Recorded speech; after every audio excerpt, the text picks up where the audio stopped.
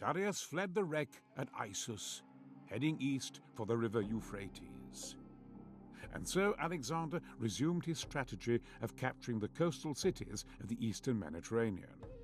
As the Macedonians headed south towards Egypt in 332 BC, they accepted the surrender of several Phoenician cities, including Damascus.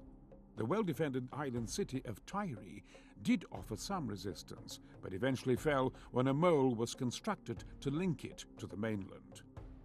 Angered by the Tyrians' defiance, Alexander had 8,000 of them killed and over 30,000 sold into slavery. A similar fate also befell the residents of Gaza, and in the face of such examples, any further opposition crumbled.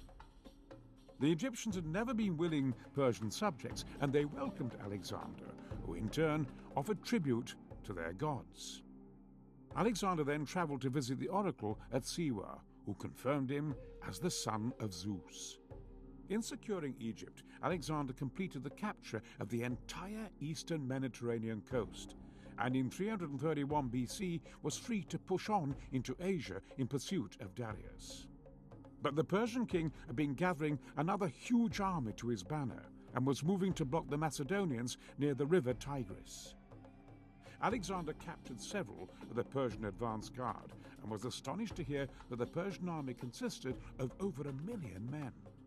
Calling on the formidable resources of his vast kingdom, Darius had also summoned scythed chariots, elephants, and some 40,000 cavalry.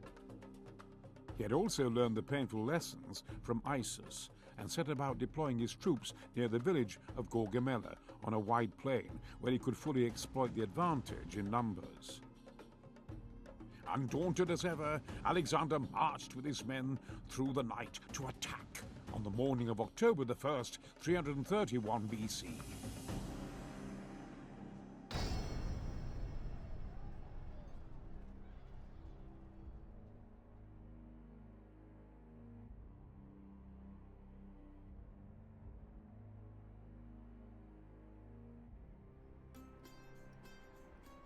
It is 331 BC. Alexander's campaign against the Persian Empire is now in its third year, and has brought the young king many victories. Alexander continues to lead his army deep into unfamiliar Middle Eastern territory. He is still only 25 years old. His scouts have brought him reports of a Persian force close by.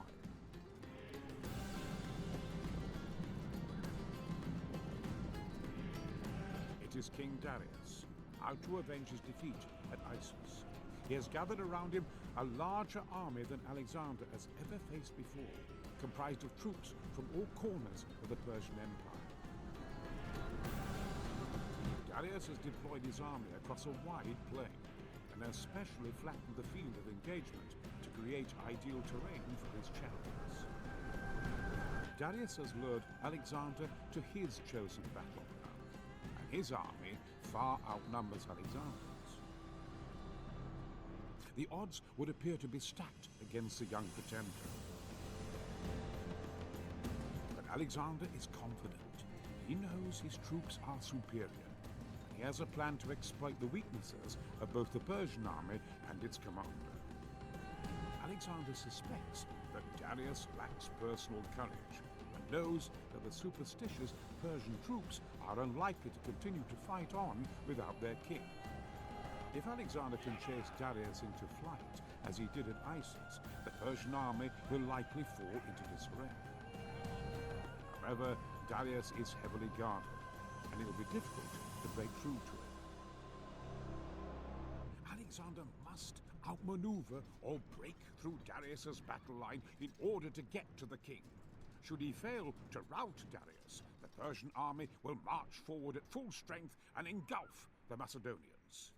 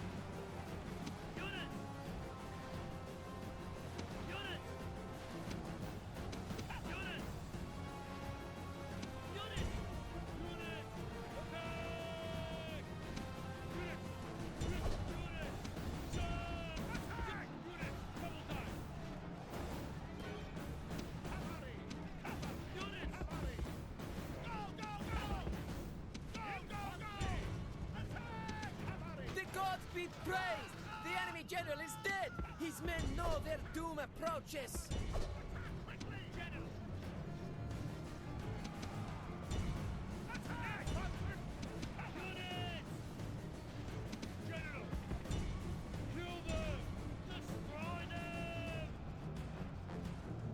The enemy general flees!